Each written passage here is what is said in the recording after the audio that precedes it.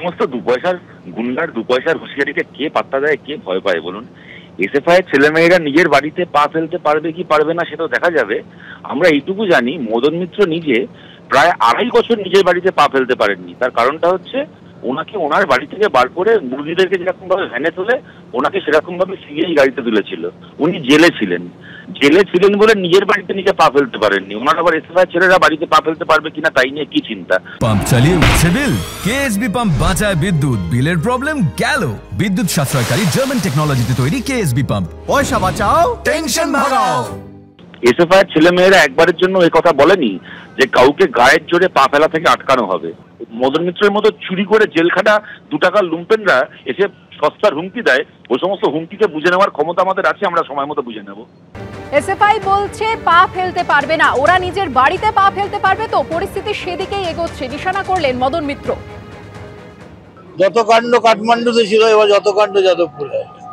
SFI বলছে চালিয়ে খেলা হবে এবার। না, ওরা বলেছে যাদবপুরে পা রাখুন।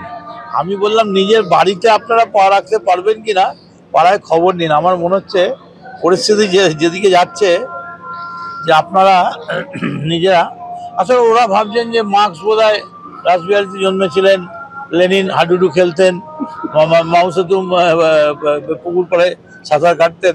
না, এটা পশ্চিমবঙ্গ, কোনো লাভ নেই।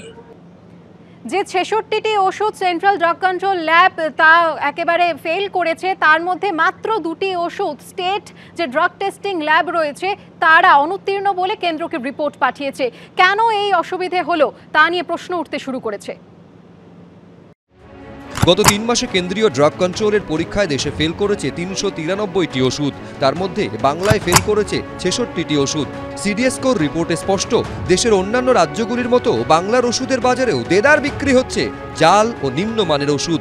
প্রত্যেকটি ওষুধের প্রত্যেকটি জেনেরিক নেমের এগেইনস্টে যেসব ব্র্যান্ড মার্কেটে চলছে তাদের প্রত্যেকটি ব্যাচের যেভাবে রেগুলারলি গুণমান পরীক্ষা করা হয় তার কোনো রকম ইনফ্রাস্ট্রাকচার আমাদের দেশে নেই। তার ফলে এত যে ভেজাল ওষুধ কিংবা নিম্নমানের ওষুধ যে মার্কেটে ছড়িয়ে গেছে তাতে এফেক্ট পড়বেই। ড্রাগ কন্ট্রোলারদের ল্যাব টেস্টিং যে ফেসিলিটিগুলো সেগুলো আরও বাড়াতে হবে এবং রেগুলারলি চেক করতে হবে, এবং তারপরে যারা এই গুণমানে পাস করতে পারবেন না তাদের কঠোর শাস্তি দিতে হবে। সিডিএসকোর রিপোর্টে বলা হয়েছে, গত 3 মাসে এ রাজ্যে বিক্রি হওয়া 66টি ওষুধ গুণগত মান পরীক্ষায় পাশ করতে পারেনি। তার মধ্যে ডিসেম্বরে 17, জানুয়ারিতে 24, ফেব্রুয়ারিতে 25টি ওষুধ ড্রাগ টেস্টে ফেল করেছে। সূত্রের খবর, রাজ্যে 3 মাসে ফেল করা 66টি ওষুধের মধ্যে রাজ্য সরকারের স্টেট ড্রাগ টেস্টিং ল্যাব মাত্র 2টি ওষুধকে গুণগত মানে অনুত্তীর্ণ বলে রিপোর্ট পাঠিয়েছে কেন্দ্রকে। বাংলার বুকে ফেল করা বাকি 64টি ওষুধই পরীক্ষা হয়েছে কলকাতার সেন্ট্রাল ড্রাগ ল্যাবে। কিন্তু সেন্ট্রাল ড্রাগ ল্যাব পারলে রাজ্যের ল্যাব কেন পারছে না? কেন্দ্রীয় সরকারের ড্রাগ টেস্টিং ল্যাবরেটরি যে স্যাম্পল সার্ভে তারা করেছিল, টেস্টিং হয়েছিল, সেখানে দেখা যাচ্ছে যে ওই 66টা স্যাম্পলের মধ্যে ওষুধের মধ্যে 64টাই ডাহা ফেল, অথচ রাজ্য সরকার এখানে পাস করে যাচ্ছে।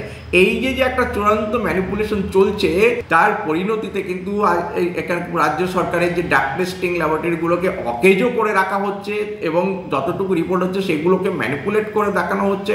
অত্যন্ত নিম্নমানের এবং জাল ওষুধ এইভাবে মানুষের শরীরে মানুষের অজান্তে কিন্তু প্রয়োগ হয়ে যাচ্ছে। ওষুধ খেলে যেমন আমাদের রোগ সারে, তেমনি ওষুধের কোনো রোগ আছে কিনা তা ধরা পড়ে টেস্টিং ল্যাবে।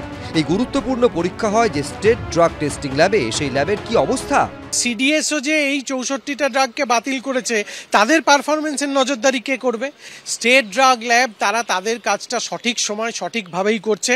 তারা যে ওষুধকে গুণগত মান বিচার করে যা রিপোর্ট পাচ্ছেন সেই রিপোর্টটাই তারা দিচ্ছেন। এবার সেই রিপোর্টটা অন্য কোনো ল্যাবের সঙ্গে মিলতেও পারে, নাও মিলতে পারে। নিয়মটা হচ্ছে health is a state subject. সেক্ষেত্রে আমার স্টেট ল্যাব যে রিপোর্টটা দিচ্ছে সেটাই কিন্তু রাজ্য সরকার গ্রহণ করবেন, সেটাই কিন্তু নিয়ম এবং সেটাই করা হচ্ছে। গত 10 জানুয়ারি ঘণ্টাখানেক সঙ্গে সমান অনুষ্ঠানেই আমরা দেখিয়েছিলাম রাজ্যের সেই পরীক্ষাগারের বেহাল পরিকাঠামোর ছবি। ভগ্নপ্রায়, কোথাও ফাটল, কোথাও চাঙড় খসে পড়ার মতন অবস্থা।